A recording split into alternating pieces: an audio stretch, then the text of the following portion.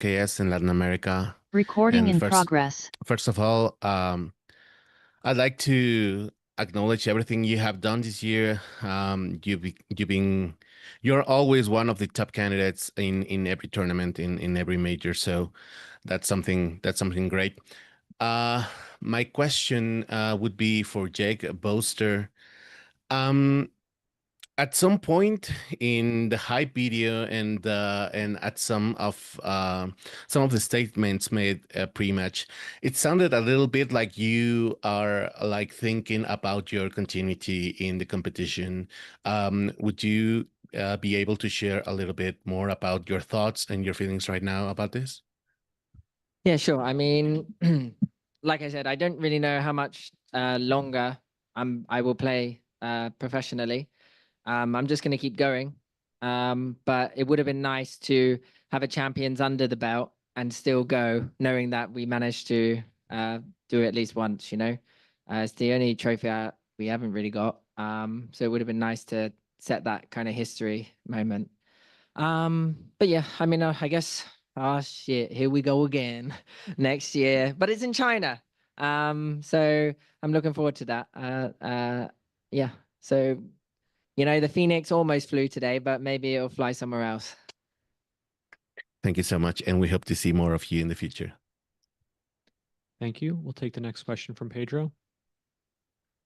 Pedro Romero, independent journalist.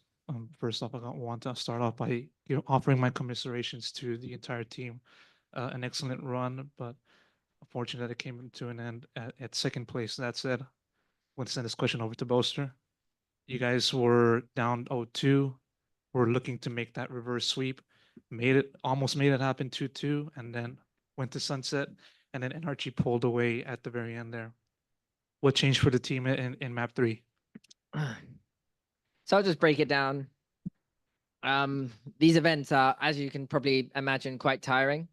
We go from the upper bracket into 3 games in a row for the final days. That on top of like lots of media, lots of features, lots of just random stuff that we do. Not to mention the fact that when we go into our games, like a lot of adrenaline. After every game, my body aches and like my head hurts, and then we have to somehow get to sleep, and like then we got to wake up early and stuff. So there's loads of factors into this. That's not just simply you go in and you play. And I think we started slow today, especially on the Corrode and the Lotus. A big map was Lotus for us, and we weren't able to everything just wasn't going our way. The Odin was completely annihilating us. And then when we got to Abyss, we were like, this is the last chance. And we felt like I felt very confident that we could win this one, because I felt like I knew everything they did on attack side. And then we like 11-1 down or something. I was like, oh, bloody hell. Like, this one's going to be a tough one, isn't it? We managed to do it. And then I was like, holy guacamole, the dream is alive. And it felt amazing, like hearing the crowd and being able to just do that, because it would have been so disappointing of a final to just bomb out there. But in the Fnatic way, we fight back. Ascent, then we're starting to feel the kind of momentum. And then it gets to Sunset, a map that's like, it was the one kind of permaban we had, but we had some stuff on it. And unfortunately, it was just the crucial map for us to get us to win. And so some rounds didn't go our way, and that's how Valorant goes. It felt like, yeah, the rounds that we needed to win, we lost, and then they had an ultimate the next round, and that's how brutal it is on defense. And if we just were able to win one of those rounds, like the bonus round, holy guacamole, we would have been loving life. And it was the difference of like a 1v1 in the end. So yeah, I mean, we tried our best, and that's why I'm not that I am sad, obviously, but I'm not like I was in Toronto, because I felt like we really just we pushed, we tried our best, and I'm very happy with the boys. And it would have been nice to win, but there's only one winner, so it's just a blessing to compete instead. Quick follow-up to the rest of the players in the team. I want to know about your headspace as to, your perspective as to what happened in the series. Was, any takeaways from what NRG showed to you guys in the server or what have you? Any regrets as to what you could have what you guys could have done differently, fresh off the match? I think it's obvious. Like it's 100% a lot of stress. I think the way how NRG dealt with it is pretty insane because we under emotions, like under our excitement for the match, kind of got crushed, and them they just like fully abused us in that way. Obviously, when we already were like at the small point of losing the whole match, started to play well, but suddenly, like, I don't know, it didn't really help at the end of the day. And you have to admit that obviously they played super good. Like they were constantly abusing us in every single moment, and we just couldn't find any solutions to it. Like on the problems of, like I said, the stress, we also just couldn't find a way how to at least grab 1 or 2 rounds in the first 3 maps. And I mean, that's definitely not the championship gameplay. So yeah. Thank you. We'll take the next question from Sierra. Yeah, hello, Sierra Zobi, freelance esport commentator. My question goes over to the kayak. Obviously, your first year in franchising, and what a statement to make it to the grand finals, and especially during those first, rough maps, you had a standout performance amidst the squad. So I just wanted to give your overall kind of, I guess, reflection and favorite moments from competing with this team this year and at Champions, and what you're looking forward to in the future with them. I don't know, to be honest. My favorite ones. I think that it was a lot of them. From this tournament, I think it's probably the Paper X game when we played with Doma. I think it was like an insane memory. And also today's comeback from 1-11. I mean, it was just insane. Like probably I will remember it for a long time. And we almost won this game. I mean, maybe not almost, because Sunset we got kind of stoned, but I don't know. I mean, we got second place 3 times this year. So I guess we run it back next year, and hopefully we're gonna win, and we're gonna learn from mistakes. Thank you. Good luck, and I can't wait to see it.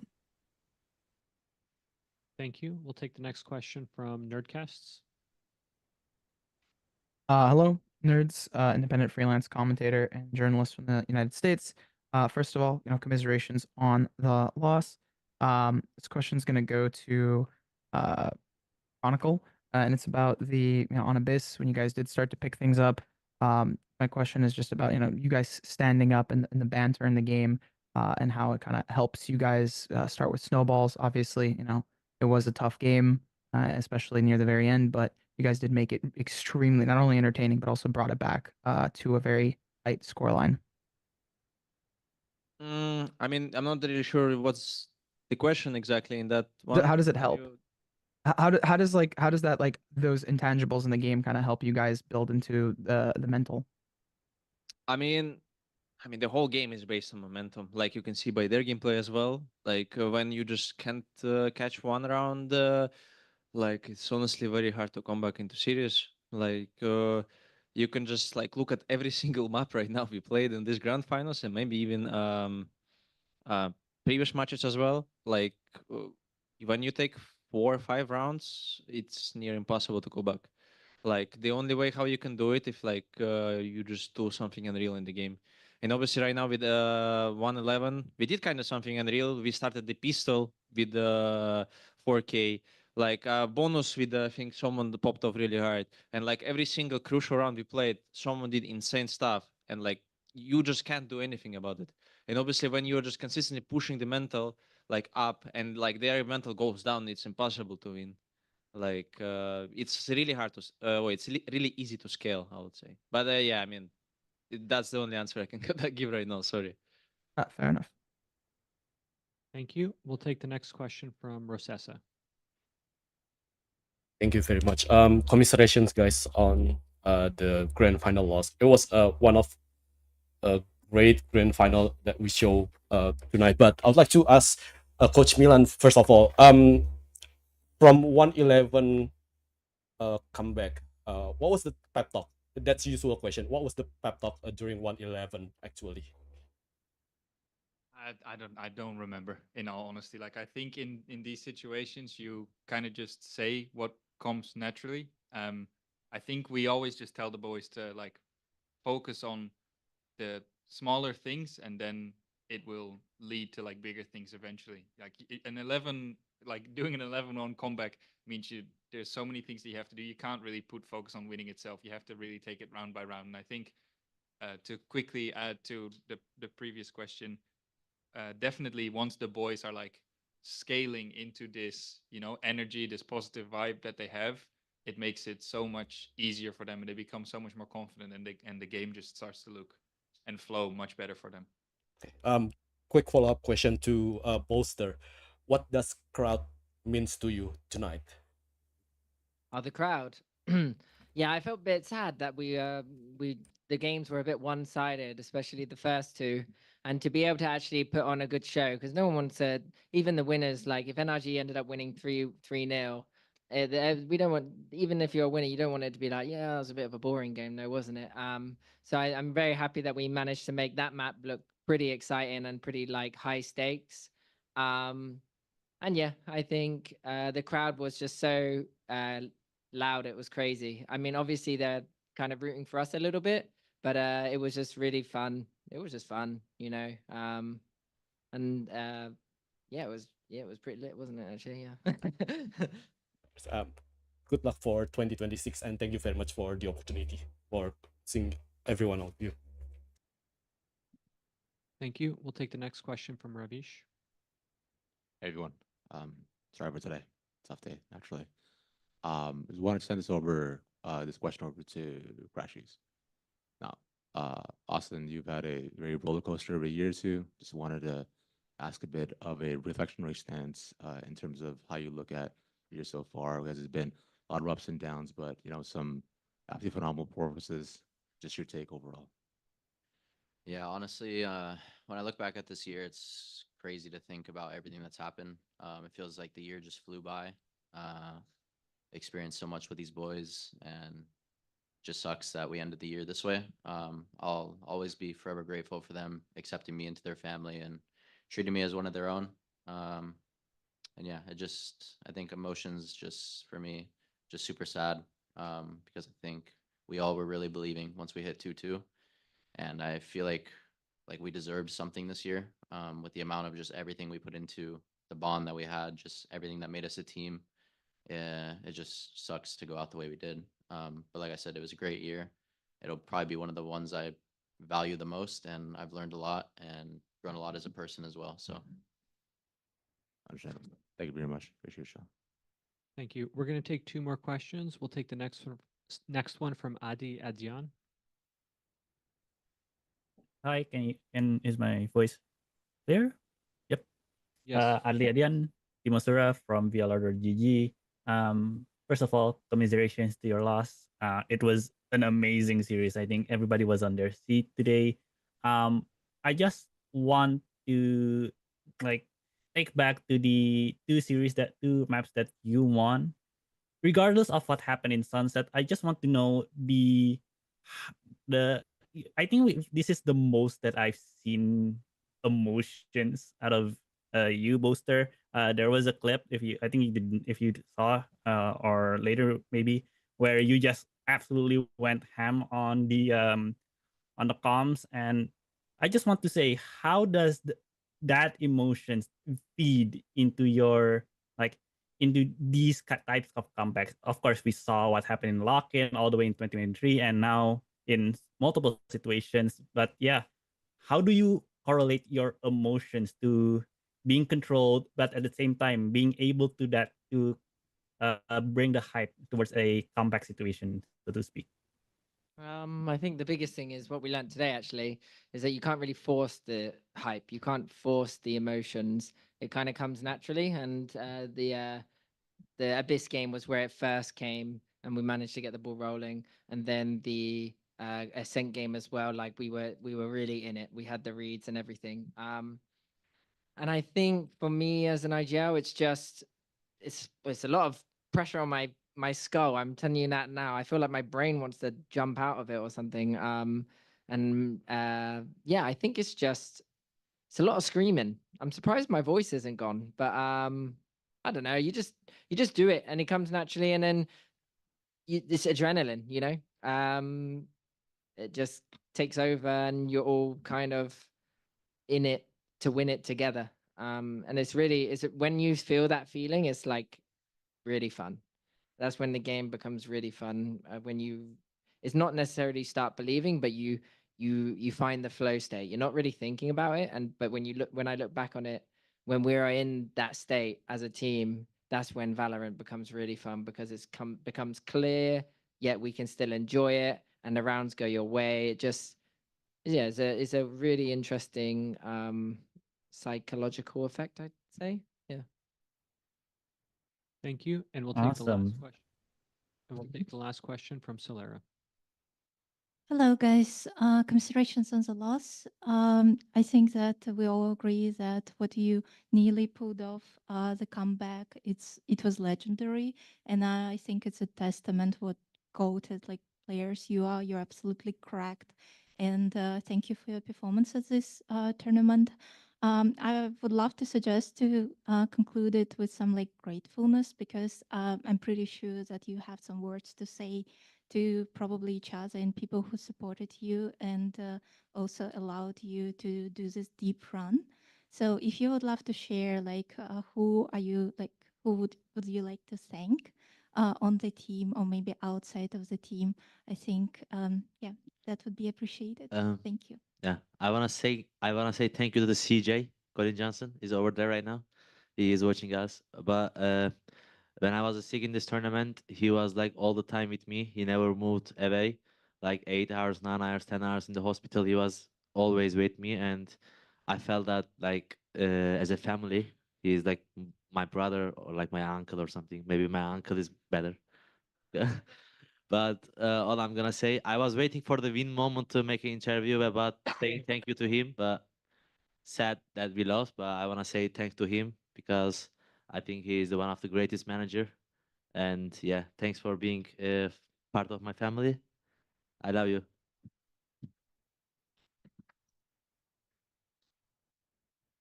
I think I would say inside, obviously, I want to say very great job, Kayak.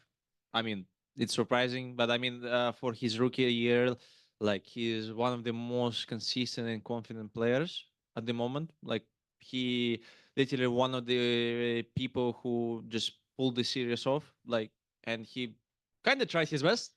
Like it's a joke in our team as well. Like when they are trying his best, it's impossible to explain. Sorry. But outside, I think I want to say to all the people in the crowd today, I think you were one of the only reasons why that comeback at 111 was even possible, because it was something unreal. Like, believe me or not, after coming from this map, I was literally just not crying, but like I had tears because of how thankful I was to play that map and that match overall after that, because it will be embarrassing to go off the stage with the score like 113 or something like that. But then we just did almost something that was impossible. So yeah, thanks to the fans, because you kept our mood great towards the series, even when it was very, very hard. Yeah, I I- wanna. oh, You wanna go? can I go? Yeah, go. I want to thank Ben and Phil, who are part of our coaching staff, who have done a fantastic job, and they don't always get the spotlight that they deserve. And also comment for helping us during this champs run. And overall, like I think, obviously the boys get a lot of praise, but I think that the entire structure, Colin included, Hubert, our lovely Polish videographer, who was here for the first time, who you know brought so much joy and so much new energy to the team. And I think all of these people make this run possible, right? Like we have fantastic players, everybody knows that, but they need a specific kind of energy and a specific atmosphere to be able to thrive. And I think all of those people have played like a phenomenal contribution to that. So, like internally, I'm very thankful for that. Yeah, for me, I wanna thanks like every teammate, because like they made this year just best year of my life for sure. Like I coming from tier 2, I learned a lot from them. Every single one of them. Like I grew up like a lot emotionally, and I just grew up as a player. Like I think I'm much better just because of them. and also I want to thank the crowd, because it was my first time playing on a really big stage. It just felt insane, especially on the Abyss when we pulled off the comeback. I was just enjoying it really much. Yeah, of course, my family, because they were always supporting me and cheering for me. So thank you, everyone. For me, I mean, everyone that in our support group has been thanked, but I plus one that one. For me, it's just family and Yinsu. They help keep me grounded. Family for coming to watch over the weeks. It's really nice for them to fly down and watch the games. And for Yinsu, it would just be just never doubting and like just being able to talk to someone, and that keeps you grounded, you know. I have a lot of friends within the esports space as well, and they message me and they show their support, and it's just nice to know that when you're going on to stage, you've got a lot of people behind your back and supporting you. Yeah, I'd say those are the big ones, and then people have mentioned the crowd. I think Doma hasn't got a thank you. Your boy came over, so I thank Doma once again for just dropping everything and just coming to play with us. He hasn't got a thank you from us yet, so yeah, my boy Doma. Yeah, I already thanked the boys on the team. Want to thank the support staff as well. Phil, Denver gets enough credit, I feel like. Scott as well, our assistant coach. Colin, our main man. And everyone behind the scenes that just has made this year so special. And then special shout out to the fans, because you guys were unreal today. It was almost said a word. It was phenomenal to play, and you guys just made it such a special experience. You guys gave us so much energy, and we always heard you, felt you, the vibrations, everything. So I'm glad we could give you a nice little show today. Unfortunately, we couldn't close it, but you guys deserve a crazy shout out because it was insane. Thank you so much, and thank you for giving your all. Best of luck in the next season.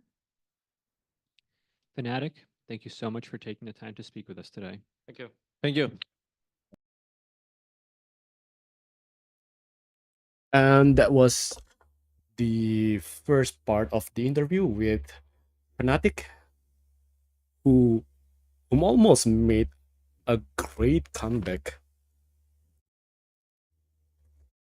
How can I say it? It was one of the best grand final I've ever seen in Valorant esports. We almost witnessed the first reverse sweep result from all grand finals in Valorant esports history, but it was denied by NRG in very last map. We are going to have NRG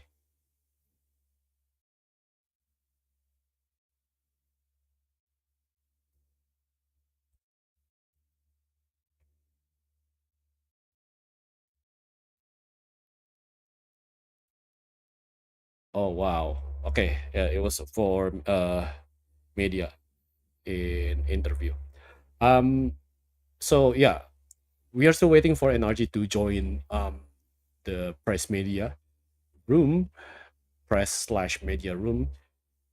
That were yeah, there was a giveaway for the press who is attend the press conference online on site in France. So there we got like a scarf, shirt, and fragment, if I remember correctly. But yeah, it is for on-site media, not for online me.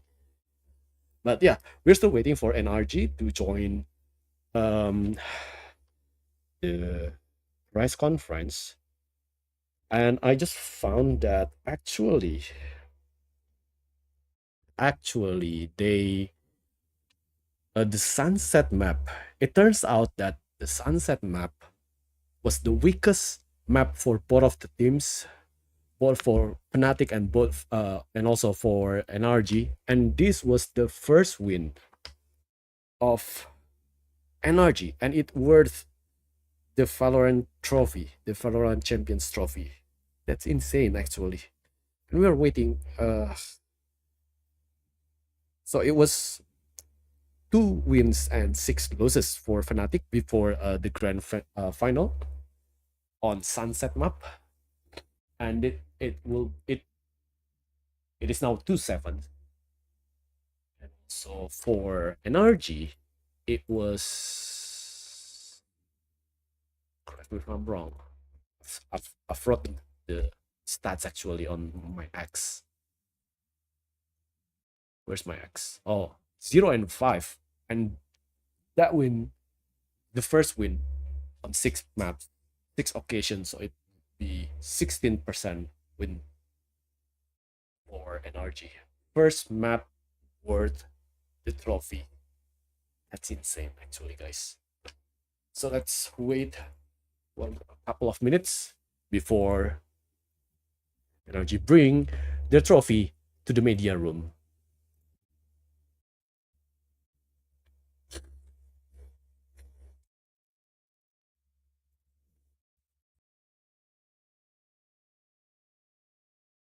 And also, I saw there are hundreds of viewers who is watching right now. If you want to say hi on the live chat, please do say hi on the live chat. And if you want to have a question, so maybe you got an opportunity to ask to an RG player, please feel free write on the chat box. So maybe I can pick and ask to an RG player or an RG coach. Maybe, just maybe.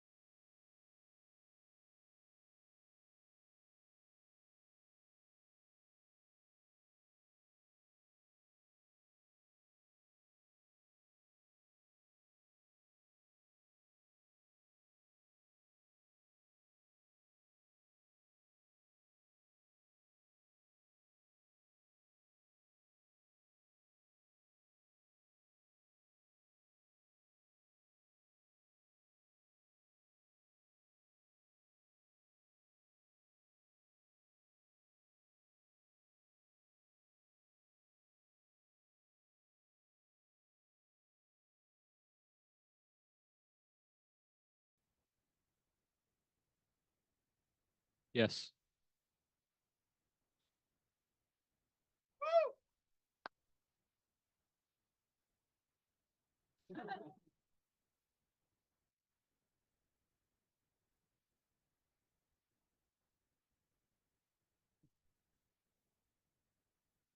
Is there a trophy on the way too? We see it. Okay.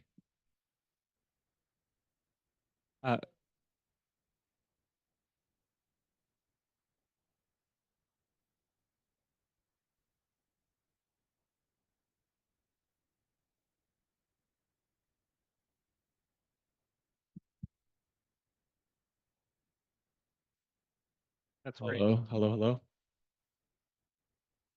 Hello, hello. Hey, everybody. We are joined by NRG, who are coming off of their victory in the grand finals against Fnatic. We'll begin with questions from the room, and then we'll move to the online media. We'll give the first question over to the mic right now. Congratulations, guys. What was the hardest things after dominating for so long in the match against Fnatic? The hardest thing, like in the whole game? Probably losing after an 11-1 lead. But no, we overcame almost choking. So that was definitely the hardest part. Okay. The next question is for Bronk. What is the main characteristic of your team that made you champions? I would say we all have trust in each other. It's like the main thing, and we were playing with no hesitation in the maps we won. So I think that was the main thing. Hey guys, I'm Niall from the Score Esports. I just want to hear from each player what was going through your mind after Abyss, and then afterwards, if the coaching staff's willing to share, maybe what they think changed to help close things out on Sunset. I'll start. Like, damn, almost won champs, so now we have to play a couple more maps. After the game, it was very easy to reset. We were kind of making jokes about it. I know, like, I'm sure everyone was thinking about it deep down. It was 11-1 and we lost, but I remember specifically Sam after the game said, like, you guys really thought we were about a 3-0 Fnatic? Like, come on, like, it's not that easy. And it was just easy to move on. I think our team is full of jokesters, and we all made light of the situation. Yeah, basically what he said. I think after that, when you lose a map like that, it's best to just move on, even in like a BO3 series, any other matchup. But especially at the grand final, especially when you're up 2-1 after that loss, you just have to move on. And Brock or Scuba? Yeah, I think after Abyss, we just reset, honestly. I think it was pretty easy for us. But I feel like going into Ascent, we started off slow again, so it was really hard to come back from that. I also think that the crowd helped Fnatic a lot. Going into Ascent, the entire arena was electric, like it was thunder for Fnatic, and anytime they got a little bit of momentum, that just carried on because of the crowd. So I think that's why they won Ascent as well. Thank you. We'll move on to the next question from Ravish. Yo, that was crazy, bro. Congrats, guys. Let's go, man. Thank you. Sam, you're welcome, man. Now, I want to talk a little bit. Firstly, hi, how you doing, Ravish? What's up? I think, Mara, you already brought it up a little bit, so I want to talk a little bit about and get thoughts from you all. Right. It is a very interesting situation to play in a crowd where it's like, you know, they're cheering so thunderously for the other team, right? So just a quick thoughts from all y'all to what it's like to be able to, you know, consistently kind of play the antagonist at times, right? Especially when the crowd seems to be against you and maintaining such incredible form throughout every single round and map and a comeback after comeback as well too. Anyone's allowed to start. I've been on both ends, so it kind of sucks when the crowd is that much against you. It is a nerf. It's when the crowd's with you, it helps a lot, like more than people think. You kind of have to be there to experience it. But I'm just glad everyone on the team kept composure and was able to zone out the noise and just focused on what we've been doing for the last 3 months. Thank you. We'll move on to the next question. We'll take it from Miguel Soriano. Thank you so much. First of all, congratulations, guys, world champions. My name is Miguel Soriano for Sons of KS in Latin America. And my question would be for Ethan. Um, in the hype video before the match, you talked about how your role from 2023 to 2025 kind of was more prominent than in EG. In EG, the IGL was boosted, and right now here, you are the IGL, and you are like the figure of the team. You were world champion, and also the guys respect you and see you like the one to lead. Um, how was this year's experience? I mean, I know it was not easy, but from stage two, when you guys started like displaying your game and started like getting these wins, how was your journey up to this day? Did you saw yourself lifting the trophy back when you were in stage two, and how are the sensations right now after getting it? Yeah, to answer the first part of your question, it's definitely different from EG. I was just a pure support player. There was another guy on the team. Brought in a little bit of experience just because I was older, but that's about it. With this team, completely new role.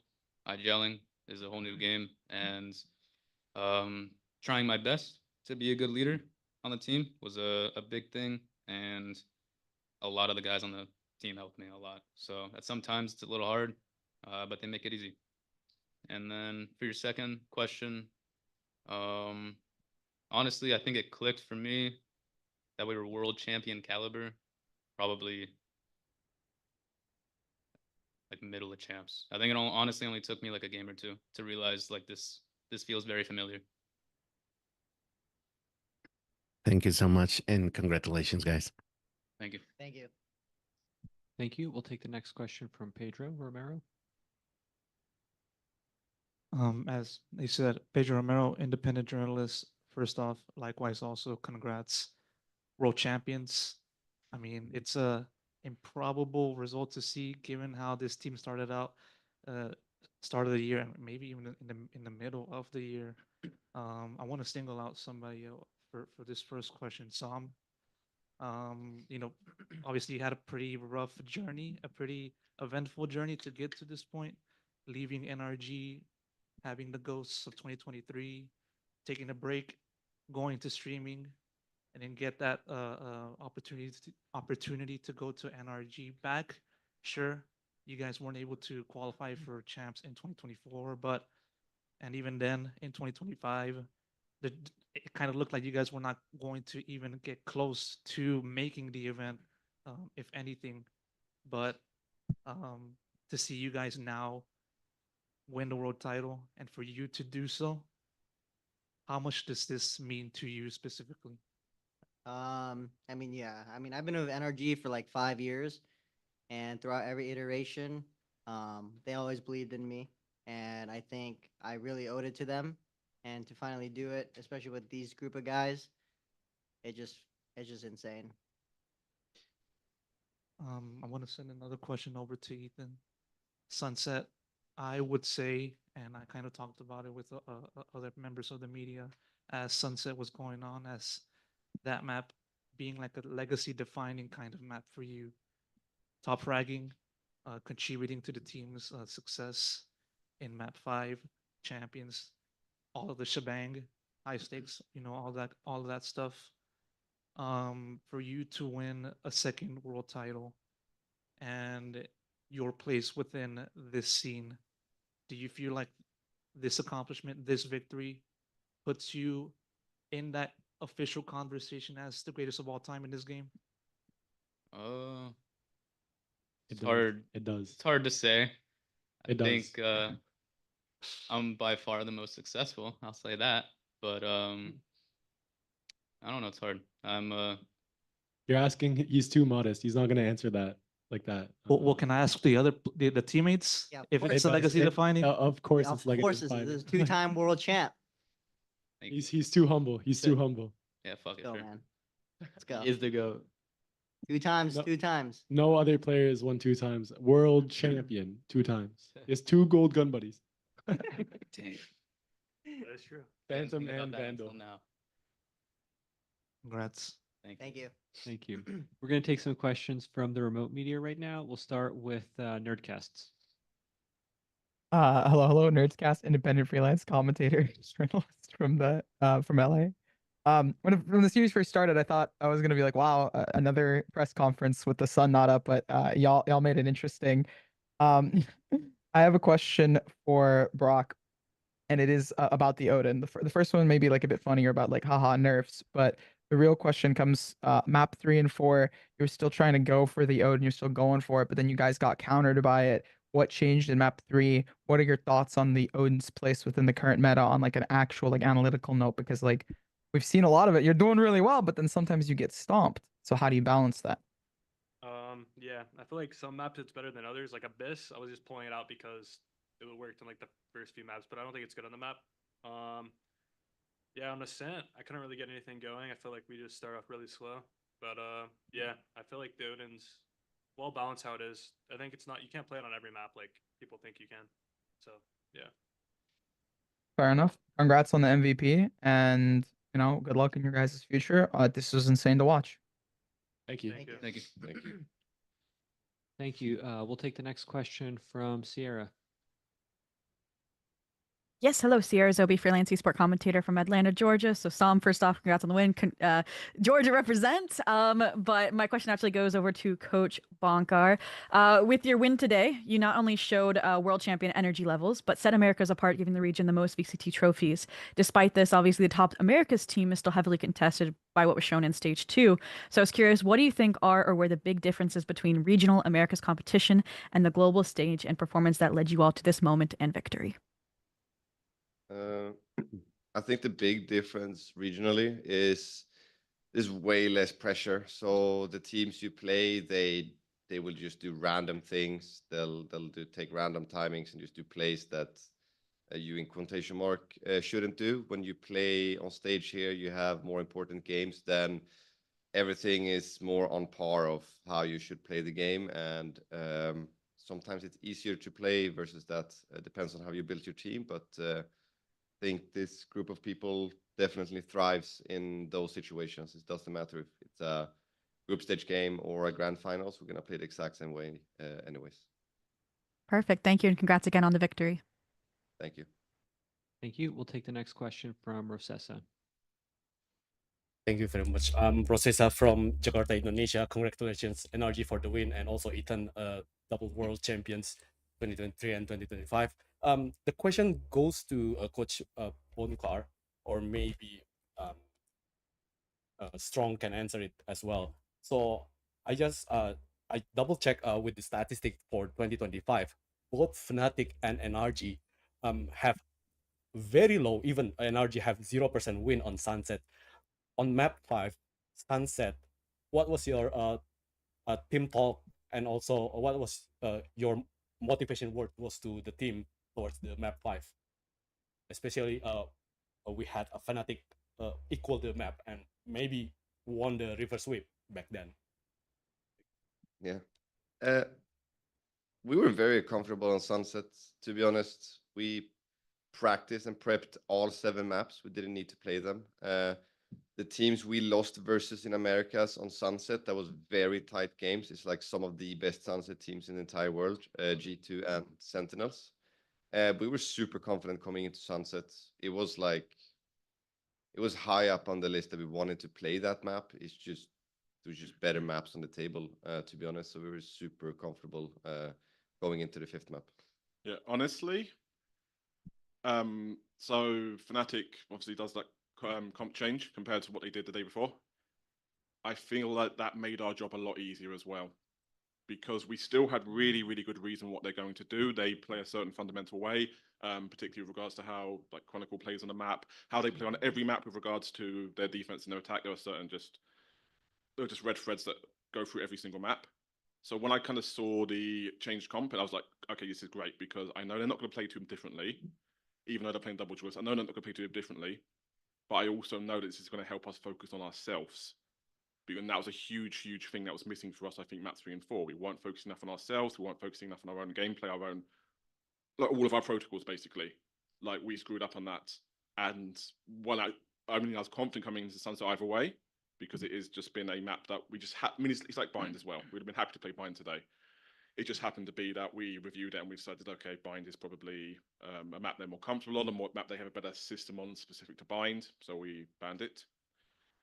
But yeah, I think it was, we saw that, I mean, I don't know, I can't speak for Monk, but I saw that and I was like, okay, great, because we're still going to know what they're going to do, but now this will focus us on ourselves, and you saw how quickly we just ran out there, 9-3 half, and yeah, it was easy from there. So yeah, I mean, there wasn't really any fear coming into Sunset, to be honest. We know how good we are on the map. We know how close our games have been before. One of those things where sometimes the stats lie a little bit. You can lose a lot of games on the map and still be good on the map because just how fundamentally you play. And I think that's kind of always been the case for our Sunset. Well, not always been the case. It was horrible start of the split. But towards the end of the stage, showing into this tournament, we were confident in it. We knew we could play it well fundamentally. And yeah. Phenomenal on Sunset, and congratulations once again. Thank you very much. Thank you. Thank you. Thank you. We'll take the next question from Shayo. You can unmute your mic, Shayo Wagger. Hello, hi. Can you guys hear me? Yes. Awesome. Yeah, this is a question for Mata. Mata, you played 5 different duelists inside this entire match, which is so impressive, the versatility. When it comes to learning that, we've seen some of the best players in the world unable to pick up Yoru. We've seen people play so differently and sometimes unconfident on certain duelists across the board. You played everything amazingly. You had your own style to it as well. Where do you learn how to get so many characters under your belt? Where does that start? Was it in tier 2? Is it in ranked? Talk to me about becoming like a 5-point duelist like you are now. Honestly, I want to give a shout out to my old coach, Mac. He was the first person to tell me, because I used to say that I couldn't play other duelists, and he would always kind of tell me that I could. But then down the line, it becomes very easy with Bonkar on the team, because he constantly reinforces all the good things that you do on an agent, constantly tells you to keep playing your own game. And that kind of just lets me do whatever I want on the agent. And you see, even in the upper final, I just like TP'd in their spawn on Yoru. And no one's doing that. It's just all like weird things that I'm thinking of in my head. I think Sam helps me a lot too. Whenever I have any doubt in my own head, he's always the first person to tell me, just do it, bro. It's always like, just do what you want to do, play how you want to play, and the rest will piece itself together. Awesome. Thank you. The jackets, you guys look amazing in them, man. The bling as well. Combination. World champs. Congratulations. Thanks, man. Thank you. Thanks, man. Thank you. Thank you. We'll take the next question back from Ravish. Yeah, it was good. Hey, what's up? Ravish again. Sam, stop laughing every time it's come up. Like, come on, it's not cool, bro. I'm feeling that. That's crazy. Real quick, I just want to just toss a bit of a wider one too. What I want you to do is I want you to look to your person to your right. So you point to your right for me. Just thank. Now, Bonkar, you can look at Strong if you want, right? Just real quick, I just want you to say something that perhaps we don't see, or something you appreciate, something really mess with about the person beside that. Strong, you start first. I mean, Scuba's read of the game is absolutely insane. Like, I think this was the first time we've actually lost in an overtime. We usually, I think we've won like 7-1 score, 7-2 score games or something like that. And he's usually like a massive part of that. Like, there's obviously he's not. I mean, he's a quieter guy. He's not coming in all guns blazing from the start. But when it gets to these pressure moments, when it gets to moments where we're trying to find an answer, he always has the answer. And I think that's that's the thing that really can't come across outside of the comms. But that is such a huge thing with Scuba. So yeah, I'd say that. Thank you, brother. For Brock, I would say he's one of the most stand-up guys I know. He never tilts, and he's one of the most hardworking people I know behind the scenes. You'll never know how much time he puts into like the Odin. Like, I know that sounds hilarious to you guys, but like I've never met a player who will go in an offline server for 2 hours and like watch the enemy team's VODs and find spam lineups with the Odin. So he puts in a lot of hard work, and it's paying off. Thank you. I would say for Ethan, I was like picking up the IGL role, and there was no one else at the very beginning. So like that's something that really gambly for your like career. So I think that's like really huge that you picked it up. I want to do that. Yeah. For Sam, I think I'm gonna ruin his facade here because on stream he's a really chill guy and funny, but in game he's like my second leader, and he does a lot. He does a lot for building the confidence back up. I don't think without Sam we would have came back from losing 111. Complete emotional anchor. Yeah. Let's go, man. Thank you, man. Adam, you are genuinely one of my bestest favorite friends I've ever met, online or in real life. You're such a genuine guy, and it's just so easy to just talk to you about anything. Love you, bro. Love you too, man. Aw. Bonkar, I think everybody in the room, everybody on my team, everybody behind the scenes knows that he is the best coach in the world. It is not even close. There's no one even close to how good Bonk is. And people have been saying this for 3 or 4 years now. And it's true. You are the best coach in the world. Retweet. Thank you. I appreciate it a lot. Strong to you. You are a very good guy. You know exactly what you're doing. And I've never met anyone else in my entire life that is as good to have conversations with. You are very neutral all the time. You will always point out the good things, the bad things, and how to work around stuff. That's why I always ask you first before I make any decisions. And I appreciate that with you. Thank you. We're a perfect team. And Let's go, guys. yeah, dude, W World Champ. Let's go. Congrats, guys. Let's get it. Thank you. Also, Sam, start streaming again, bro. Thank you, Ravish. Much love. Thank you. We'll take the next question from Adi Adian. Hi, Adli Adian, Timosera for VLR.GG. First of all, congratulations on becoming world champions. This question is, I think it's primarily for Scuba, Brock, or Mada.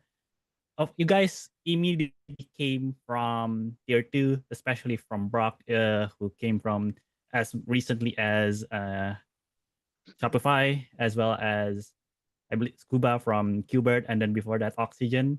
How do you feel for you guys, all of 3 of you, having that journey from challengers, from tier 2, grinding all the way up, now having the chance to be now actually being crowned world champions?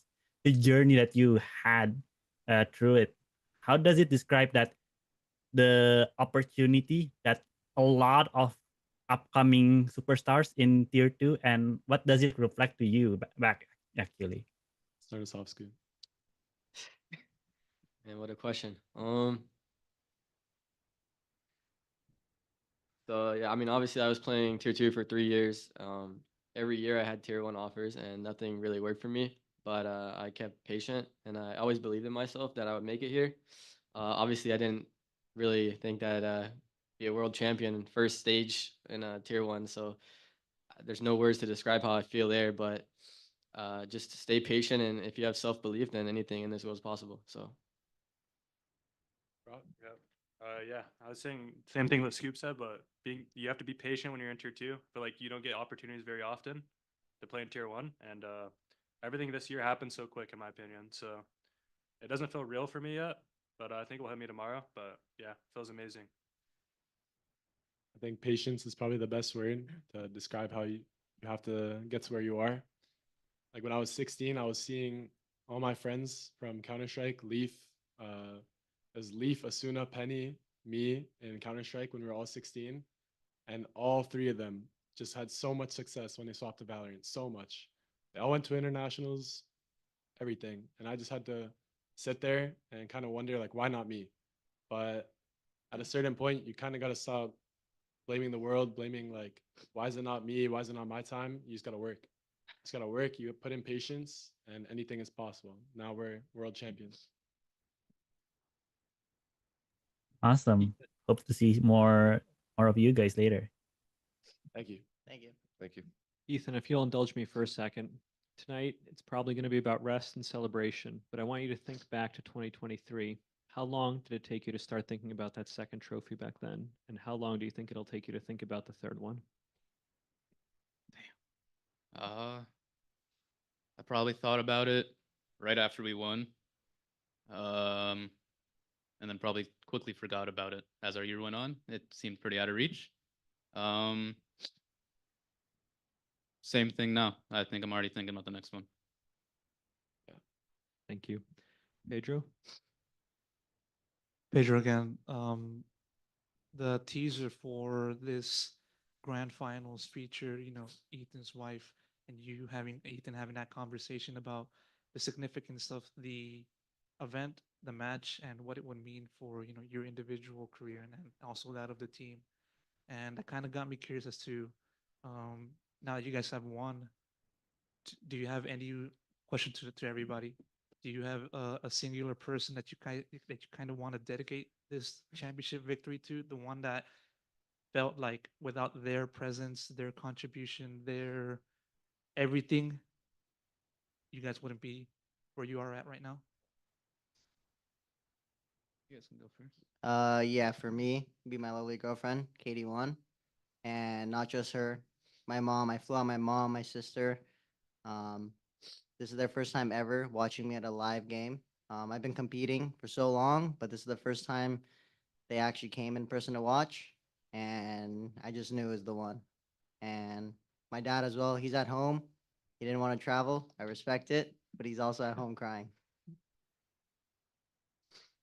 Way to go. My family as well. It wasn't easy to get to where I am today. I think it was a lot of hard conversations with my parents. But as soon as they saw the passion I had for it, they started understanding. So I love my parents for that. My brother and his girlfriend as well. They came out to the event. Amazing that our whole family could be here. Like everything is so good. And lastly, I think like this guy right here next to me, just I feel like this win wouldn't be anything without him. Appreciate it. Yeah, for me, my girlfriend, 100%. I can't perform individually without her. She basically makes me the person that I am, and the only reason I can work so hard and much is because of her. She helps me with everything and motivates me. And then, I mean, the entire team, honestly, like it's been so fun since we came back together. Like even if it's not been for that long, but like it's been so fun since we got this group of people together. Like it's actually been so fun every single day. Even if we've been grinding our asses off, like it's been so fun. EWC, the qualifiers, the tournament, stage 2. Like Fun, shit. man. It was It's a so lot of fun. It was fun. We had a So lot of fun. And we're gonna have even more fun tonight. Whoa. Whoa. You guys go on the left. I would say everyone on the team did their job perfectly, and I would like to thank my family for supporting me like throughout my whole career. Yeah, can't do words to describe it. But. I would just like to say thank you to everyone at NRG, the staff, my wonderful teammates, and all the lovely people I've met this year that surround our team environment. You've helped me in so many ways that I can't even explain.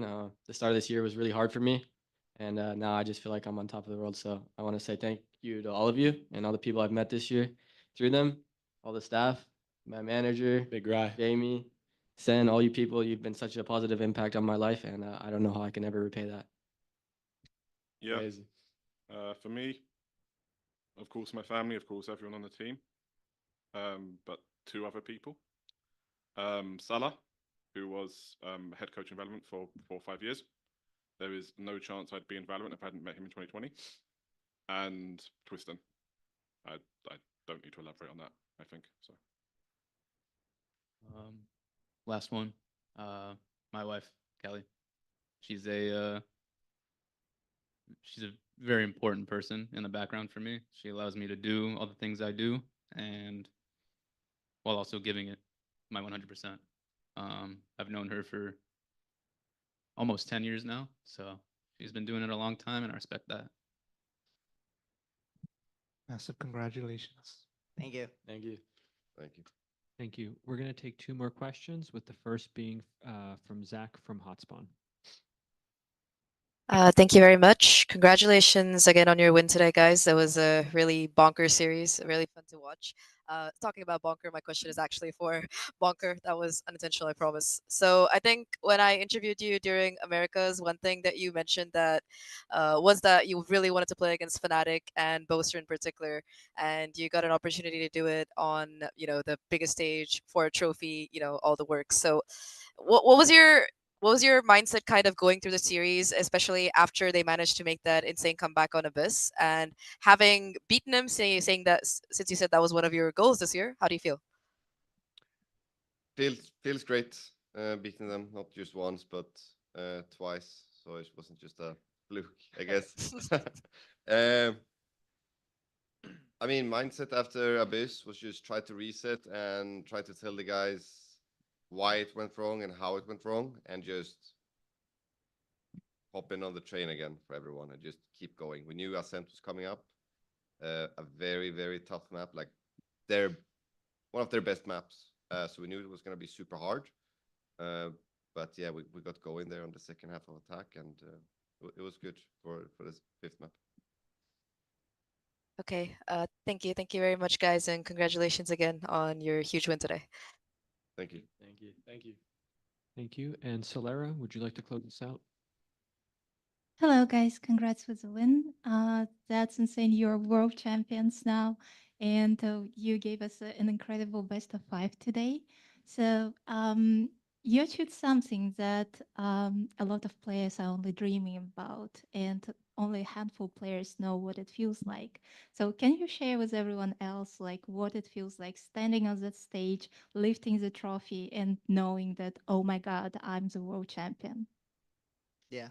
This whole tournament, I was thinking about it every night because I saw the potential in our team since the first day we got here. I knew there was a very good chance of winning this whole thing. That's how much trust and belief I had in my team. And that last round on Sunset, I can't believe it. It was a 3v1. We're sticking the bomb. There's no way for him to win. The only thing I hear, I'm not even looking at my screen. I don't know what's happening. The only thing I hear in the back of my head is Ethan going, "We fucking won world champions." And that was insane to hear. I didn't even play the game. I just got up. And it was such an unreal feeling that my whole body went numb and just tears started coming down, and it's insane. That's insane. And lastly, how are you going to celebrate tonight? Malcolm? Can we say it? Lunch. Blackout. Blacking out. I'm in. Oh, wait, what's the promise? Everyone's in. Everyone's in. All right, we're all in. It's gonna be a crazy party. Yep.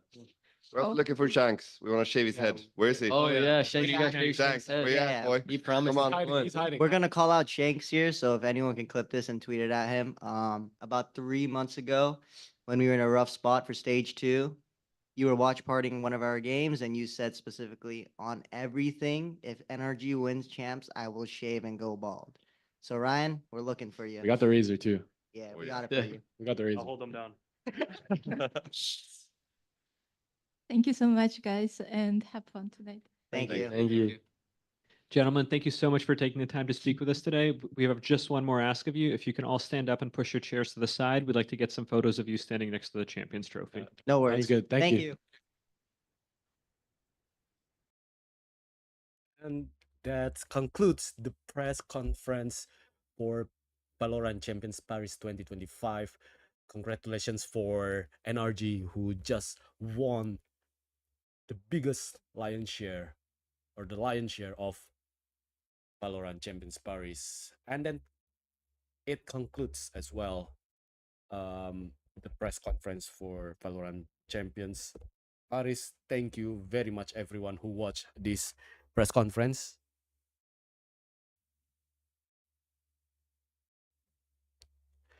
And hopefully we are meet again in 2026, and maybe hopefully one day I can attend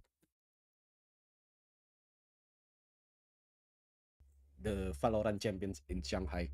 So right now, I'll sign off and see you in the next event. Thank you very much and have a good night.